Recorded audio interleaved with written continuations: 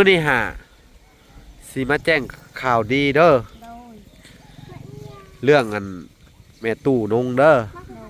แม่ตู้นงเพิ่นให้มาแจ้งเด้อว่าเจ้ามอบเงินมอบคำให้เจ้าเด้อเอาไว้ซื้ออยู่ซื้อกินเนาะดีใจอยู่บ่นี่ดีใจหลาย เนาะพี่น้องเอ้ยเพิ่นก็ว่าสิให้ทั้งบ่ล่ะนี่เนาะพี่น้องเอามามอบให้เจ้าน้ำเนาะแล้วก็ทั้งนายบ้านน้ำแน่เด้อก็นายบ้านก็$50เด้อเจ้าก็$50เนาะส่วนของในบ้านก็สิตั้งจ้างตั้งบ้านเพิ่นนั่นแหละเฮ็ดนั่นแหละเด้อเฮ็ดเฮือนให้เจ้านี่แหละเด้อเนาะพี่น้องเอ้ยถ้าสมมุติได้เงินล้านหนึ่งนี่จะไปเฮ็ดหยังสมมุติว่าได้เงินล้านหนึ่งจะไปเฮ็ดหยังขายบ้างโดยขายซื้อข้าวซื้อมะพริกซื้อเกลือเกลือเนี่ยคอยซื้อเป็นแพ็คเลยมาให้เจ้าไม่ต้องซื้อหลายก็ได้เกลือเอาไว้เนี่ยจำเป็นอะไรเด้อเป็นข้าวตอกข้าวต้มขนมกับพ่อได้ซื้อให้ลูกกินไงบ่คอยมีเงินแล้วคอยไปซื้อได้ลูกขายได้น่ะตลาดหน่อยไปขายอยู่บ้านนี่จนซนแซวแล้วคอยไปซื้อ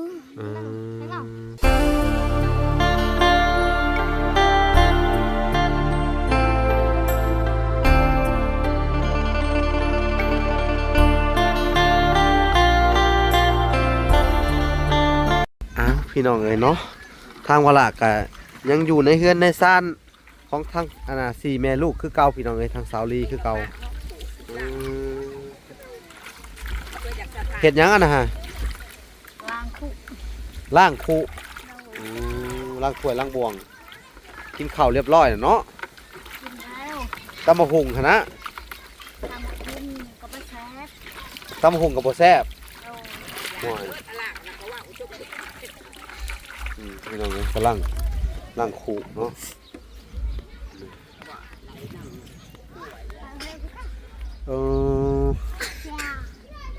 สบายดีโดยสบายดีตัดภาพมาอยู่ทางสาวลีสบายดีเด้อกินข้าวเรียบร้อยเนาะตำมะฮุ่งพี่น้องเอ้ยหลังจากกินข้าวเที่ยงแล้วก็คือว่ามื้ออื่นผู้แรกเพิ่นจังสิเฮ็ดเนาะยังถามไม้อยู่พี่น้องเอ้ยเนาะถ้าว่าลาว่าสิได้สั่งไม้เข้ามาเพิ่มอีกเนาะทางในบ้านเพิ่นว่าขาดอีกประมาณ10โตเนาะไม้เนาะใส่ไม้หลายเติบได้นี่เนาะกระต๊อบนี่มันเป็นกระต๊อบน้อยๆเนาะล้างบักใหญ่เนาะเห็ดแบบว่าได้มาตรฐานนะเห็ดแบบว่าเพื่อหลายปีน้ำเนาะเพื่อข้างหน้าเนาะพี่น้องเพิ่นมีเพื่อนมีซ่านเนาะตัวนั้นก็สิได้เก็บไว้เห็ดเป็นเฮือนโครงเฮือนครัวหยังก็ได้เนาะใช้ประโยชน์ต่อไปเนาะพี่น้องบ่อยากลื้อมันเนาะมื้อเช้านี่คนมาซอยหลายเติบบ่ปลาซอยมันประมาณ6 คนนี้มื้อเช้านี่เนาะมัน6 คนเนาะเฮ็ดหยังให้เขากินเช้านี่คอยกินคอยแกงเขียดแกงเขียดโอ้คือแดดเลยพี่น้องมาพี่มาห่มพี่น้องเอ้ยแดดลายพี่น้องเอ้ยโอ้น้ำนี่เอามาแต่ใช้คือไซส์แถวต้นนี้น้ำมาได้น้ำมาด้านเนาะน้ำกินเจ้าได้ค่ะนี่อยู่กระติกให้กระติกนี่บ่กระถางนี่เลยเนาะโอ้น้ำกินเลยพี่น้องเนาะน้ำกินให้บ่ใส่ปานใดพี่น้องเอ้ยมาสิใส่หินส้มให้กะยันชุเจ้ากินหลายบ่ได้น้ำหินส้มเนาะมันสิแพ้ไตแท้หยังพี่น้องเอ้ยมันมีสารหลายอย่างเนาะแพ้ไตแต่มันใช้อยู่แต่ว่ามันกินแล้วมันสิเสียสุขภาพเนาะมันสิกัดลำไส้เนาะมันเป็นสารส้มเป็นสารเขาเรียกสารตะกั่วมันหลายสารอลูมิเนียมมันอยู่ในสารส้ม แล้วมันเห็นให้เฮากินบ่อยแล้วมันจะเสียสุขภาพ แต่ว่าใส่ได้อยู่เนาะขอยก็กินได้น้ำมานี่ ปีก็กินน้ำแบบนี้ ทุกปีก็กินน้ำแบบนี้เนาะ โดย ทุกปีก็กินน้ำแบบนี้ มันบ่ เนาะ เคยกินน้ำงาม บ่เคยกินน้ำงามเนาะ บ่ เนาะพี่น้องเอ้ยก็อยู่กันผู้ดีอันน่ะครบ3คนเนาะคนหนึ่งไปหากิน โดย เนาะเพิ่นบ่มักกันอยู่เฮือนเนาะมีแต่ได้เพิ่นน่ะบ่ไปหาของกิน ได้แล้ว อ๋อ ได้แพ็กได้กิน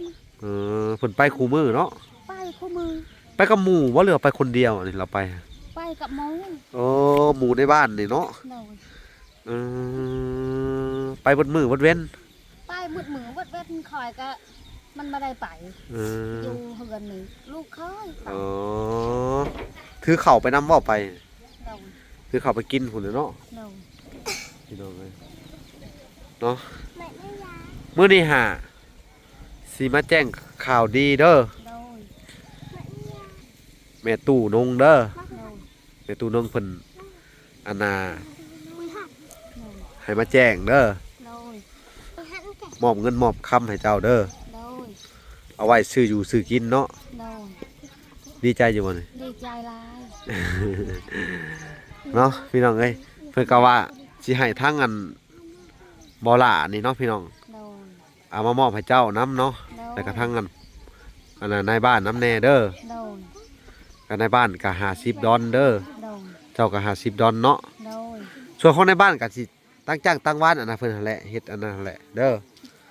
เฮ็ดอันเฮือนให้เจ้านี่แหละเด้อ โดย พี่น้องเอ้ย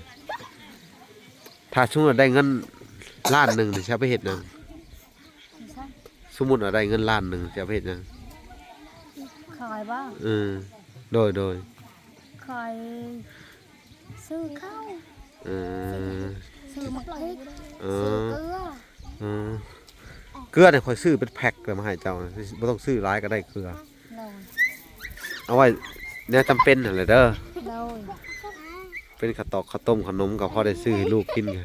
บ่คอยมีเงินแล้วคอยไปซื้อได้ลูกขายได้ น่ะ ตลาดหน่อยไปขายอยู่บ้านนี่จนซนแซวแล้วคอยไปซื้อ เออ คันเจ้าไปซื้อทามรถคนอยู่บ้านนี่ บ่ก็อยากก็ซื้อกินโลดเพิ่นว่านะบ่ได้ว่าใดๆก็ประหยัดแน่ก็ดีคือกันเนาะ โดย ก็ซื้อกินซ้ำที่เฮามีหั้นนะ โดยชื่อก็ได้ ก็บ่แม่นว่าบ่ให้ซื้อได้ถ้ามีเงินจะก็ซื้อกินโลดถ้าเพิ่นนั้นมอบให้เด้อ โดย แล้วก็เอาไว้แน่หั้นนะ โดย เอาไว้ใช้ในยามจำเป็นก็มีเนาะ ตะกี้นี่คอยไปรับอยู่หานมาเด็ดในรับตะปู นะ โล1 30คอยบ่มีเงินให้ ยันนี่บ่ โดย ตะปูบ่พอ บ่คอยสิขึ้นไปเจ้าบ่ได้มา โอ้ยังบ่ทันจ่ายเขาอยู่บ่ บ่ โอเค 30โลหนึง ไปเอามาโลดเดี๋ยวเขาจะไปจ่ายเขาหรอก โดย โดยตัวได้บ่พอก็จะไปเอาที่ห้านก่อนก็ได้ โดย เดี๋ยวเขาจะไปจ่ายเองเด้อ โดย พี่น้องเอ้ยดีใจนำพี่น้องเอ้ย ดีใจ ก็ คอ มี ยจนแต่กี้ไม่ได้เฮือนอันนี้จนอันนี้ก็จนดีใจหลายๆจน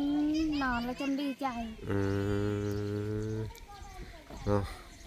สิได้แต่ในบ้านเพิ่นบ่สบายก่อนเนาะ โดย ถ้าในบ้านอันนากาคงสิแล้วมื้อนี้เนาะ โดย ถ้าเพิ่นบ่เมื่อยเนาะ โดย ในบ้านก็จะใส่สโลมพี่น้องเอ้ยเนาะ โดย เพิ่นเมื่อยเพิ่นก็เลยบ่ทันได้เฮ็ดเนาะ เฮ็ดแต่เช้านี่กับพะบางก็เฮ็ดคือกัน นั่นแหละเพิ่นเมื่อยก่อนเนี่ยว่าจุดใส่สโลมเนาะ ประมาณ10 โมง เพิ่นเมื่อยนะ โดย เมื่อยแล้วก็ใส่สโลมเลย ใส่ชะโลม ใส่น้ำเกลือเนาะพี่น้องเนาะ โดย เนาะพี่น้องอดเอาก่อนเด้อ โดย อดเอาก่อนเนาะบ่เป็นหยังดอกเนาะสงสารให้ในบ้านในบ้านเพิ่นมีแห้งแนว1 มื้อจะเฮ็ดต่อเนาะ โดย กับอีกอย่างหนึงใหม่มันบ่พอเนาะ โดย บ่พอค่อยเฮ็ดค่อยเป็นค่อยไปเนาะ โดย สู้ๆเด้อ สู้ต่อไป สู้ต่อไปคือเก่าเนาะ โดย พี่น้องเอ้ยมันแดดร้ายพี่น้องมึงดูแสงแดดเนาะ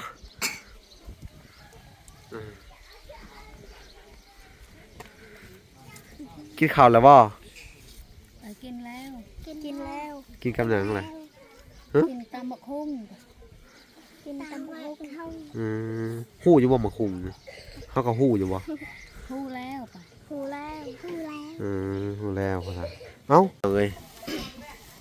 มันก็แดดหลายเพิ่นว่าเนาะนี่พี่น้องเอ้ยหลังจากที่ทางในบ้านเพิ่นได้เฮ็ดกระต๊อบเนาะกระ2 มื้ออะไรพี่น้อง2 มื้อนี่เนาะแต่ว่าเฮ็ดไปได้อันน่ะแต่เช้าหาเกือบเที่ยงเนาะเพิ่นก็บ่สบายพี่น้องเอ้ยเลยพักผ่อนก็ต้องอดรอไปอีกพี่น้องเอ้ยเนาะอีกจักมื้อหนึงก็เพิ่นก็ว่าสิแล้วอยู่ดอกอีกจักมื้อหนึงเนาะ แล้ว พี่น้องเอ้ยก็เลยว่ามาแจ้งข่าวดีเพิ่นพี่น้องเอ้ยสิได้มอบเงินให้เพิ่น10,000เนาะ โดน 10,000เด้อจังเอา โดน ธรรมดาก็อันน่ะพี่น้องเอ้ยยังบ่ทันได้ไปดึงออกมาอยู่เด้อ โดน อ้าวสู้ๆต่อไปเนาะ สู้วันนี้คอยสู้จนเท่าที่ได้ อืมโดยสู้ขนาดเนาะ สู้ สู้คือเก่า สิเฮ็ดเงินได้แม่ตุยเจ้าบ่ไปบ่ ฮะ เพื่อนแม่ตุยเขา พี่น้องเอ้ยเนาะมื้อนี้ก็สิมาแจ้งหั่นแหละพี่น้องเอ้ย โดน ข่าวดีให้จุ๊เจ้านั่นเนาะครับแจ้งไปแล้วเนาะ โดน ทางเวลาก็สิได้ไปหาทางกันในบ้านอีกครั้งหนึ่งเด้อ โดน พี่น้องเอ้ยโอเคเด้อ โอเค ทางเวลาสิเข้าไปเยี่ยมยามในบ้านอีกครั้งหนึ่งพี่น้องเอ้ยเนาะ โดน โอเคพี่น้องเอ้ยนี่พี่น้องเอ้ยเพื่อนชานหรือว่ากระต๊อบเพิ่นกะยังรอถามไม้พี่น้องเอ้ยทางเวลากำลังสั่งไม้มาอยู่เนาะเดี๋ยวมื้ออื่นก็น่าจะแล้วล่ะก็บวกใส่กับทางอันในบ้านเพิ่นก็บ่สบายแน่พี่น้องเอ้ยเนาะก็ต้องคอยเป็นคอยไปพี่น้องเอ้ยมื้อนี้เพิ่นเฮ็ดโครงหลังคาเนาะแต่ทางเวลาก็สิสั่งไม้มาเพิ่มอีกพี่น้องเอ้ยเนาะค่อนข้างจะเฮ็ดละเอียดพอสมควรเลยนี่ทางในบ้านเพิ่นพาลูกบ้านเฮ็ดเนาะ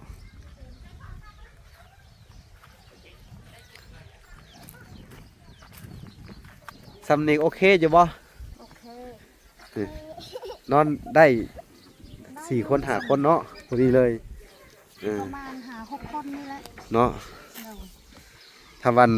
บ่ได้เฮือนใหญ่เฮาได้สำเนียงก็โอเคอยู่บ่ โอเค เนาะงั้นบ่ แม่แล้ว ถ้าบ่มีเฮือนใหญ่ได้สำเนียงก็โอเคเนาะ โดน ดินกะอันได้เป็นของเจ้าของบัดนี้เนาะ โดน อันนี้ก็มุงหลังคาเป็นสังกะสงกะสีไปเลยเนาะ โดน มันบ่หัวใส่ก็โอเคอยู่แม่นบ่ โอเค แหมพาเรียบร้อยเนาะ โดน เอาอดเอาพี่น้องเอ้ยอดเอาเด้อ โดน สู่ไปก่อนเวลาส่งเสื้อนี่ก็สักให้ลูกแน่เด้อเขาก็สักเป็นอยู่ดอกเนาะ เป็น สักเองบ่ สักเองนี่ตัวนี้สักเอง อันนี้สักเองอันนี้เฮาบ่ได้อาบน้ำทุกเทื่อเนาะ เปิดบ่ได้ อันนี้ฮะแบบว่าเก็ดพญานาคขึ้นเลยพี่น้องเอ้ยในขาเนี่ยเนาะแตกดีเหิบวันนี้ไปหาเขียดนะบ่ต้องไปหาไก่ ไปหาหมึด ว่านี่ไปหาในอันนี้แหละมันบีเหิบเขียดเขาเบิ่เลยฮะ โดน อันนี้เขียดเขาในขาเราครับมันบีเหิบ บ่อาบน้ำจะเขือเนาะ อาบน้ำเด้อเขาจะเขียดเขาฮะมึงดูแข่งขาแตกบีเหิบหมาเลยเนาะ โดน โอ้ยลืมซื้อน้ำมาให้นะลืมซื้ออันน้ำมันมากอกมาทาให้ คอยได้เลย ได้แล้วบ่ได้เลย ได้แล้ว เฉพาะแล้ว คืออยู่หานนี่ เฉพาะแล้วบริเลียลิ้นล้นเติมเนาะ แต่เกาเลียลิ้นอยู่แลดให้ก็งูกินเขียดเนาะคุณนี่ว่ดูบีเหอะมาแย่อยู่พี่น้องเอ้ยเขียดเขาได้เลยหุกขี้ไข่ออกปั่นเลยเจ้าก็อาบน้ำให้ลูกอยู่บ่ อาบอยู่นะเนาะ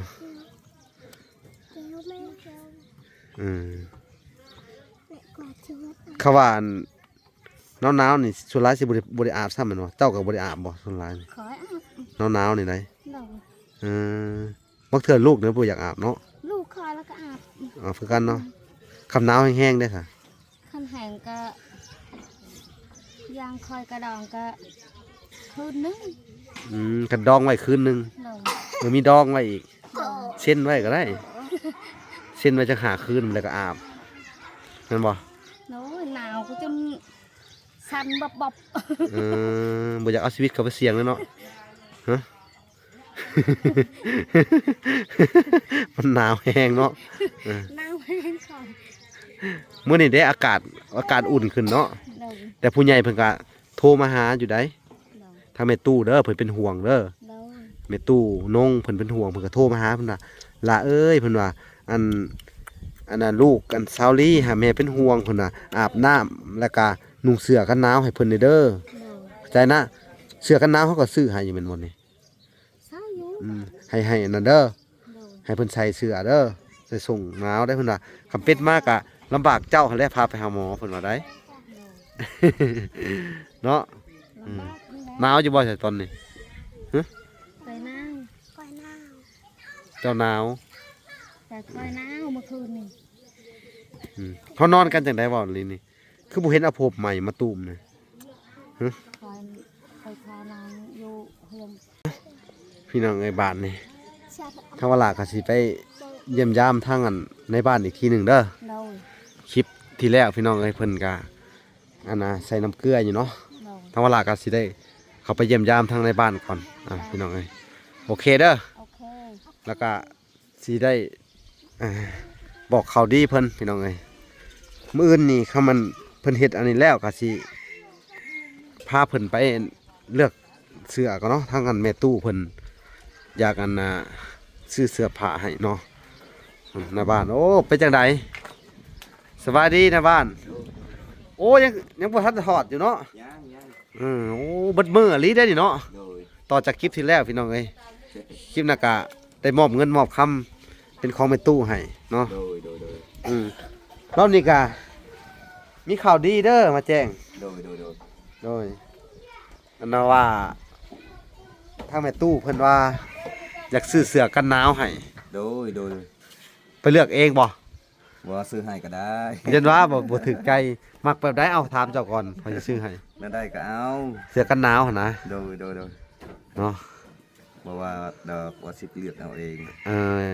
เจนว่าเจ้าอยากได้ก็เอาเองก็ไปเลือกเอา จ่ายเงินให้เจนให้เลือกให้มันถึกใจเจ้านะจะมักสุดส่งบ่ได้หาเอาในบ้าน โอ้ยยังบ่ทันเห็นเสือเส้นน่ะนะ หรือว่าสิอันน่ะไปเบิ่งไปเลือกเอาเองก็ได้ มือหน้าก็ มื้อหน้าเนาะแล้วเฮือนเนาะ โดย เอาแล้วเฮือนเฮาจังไปเนาะ โดย อันนี้ก็เป็นข่าวดีได้พี่น้องเอ้ย โดย เพิ่นก็บ่ได้ซื้อให้แต่เจ้าเด้อ โดย เพิ่นก็อันให้ทีมงานทั้ง3คนทั้งบ่น้อยบ่พรบ่หลานํแน่พี่น้องเอ้ยเนาะ โดย ก็ไปซื้อนํกันทั้ง3คนเนาะ โดย เพิ่นก็อยากเห็นว่าโอ้เจ้า มักเสื้อกันหนาวแบบใดเนาะ โดย เอาพี่น้องเอ้ยก็ถือว่ามีแห้งขึ้นบ่ใส่น้ำเครื่อง มีแห้งขึ้นแล้ว มื้อเช้านี่เฮ็ดเวียกจังบ่แล้ว โดย เมื่อยก่อนเนาะ โดย พี่น้องเอ้ยเมื่อยก่อนเพิ่นว่าผู้ที่ว่าอันกะว่ามื้ออื่นนี่สิแล้วบ่ แล้วดอกถ้ามีใหม่แล้วดอก แล้วเนาะ โดย มันอันยากน้ำไม้นี่เนาะ โดยนี่ก็ข้างใหม่นี่แหละ เอ้าพี่น้องเอ้ยกะสิได้ไปติดตามไม้ต่อทางเวลาก็ได้สั่งไปแล้วเพิ่นว่าสิเข้ามาส่งตอนบ่ายๆกะพังเบิ่งพี่น้องเอ้ย โดย ถ้าว่าอันนั้นก็ใช่เพิ่นมาส่งตอนมื้ออื่นเนาะ โดย มื้อนี้ให้เพิ่นเลื่อยเพิ่มอีกเนาะเวลาก็จะได้ออกไปตามเบิ่งไม้ก่อนพี่น้องเอ้ยสิสั่งเพิ่มอีกประมาณ10โตพอบ่ 10ตัวพอแล้ว เนาะ ก็มีไม้พิเศษอันนั้นก็ใส่เพิ่มอีก อ่าฮะ อันนี้ก็ เนาะ เก็บใส่กันแหล้ว ใส่ยามมันแหละ โดยเอาโอเคเนาะในบ้านเนาะ โดย เอาถ้ามันเวลากะต้องขอบคุณเจ้าเด้อที่ช่วยเหลือครอบครัวนี่เด้อก็จะได้ก็มอบหมายให้เจ้าเนาะเบิ่งแยงเราเด้อ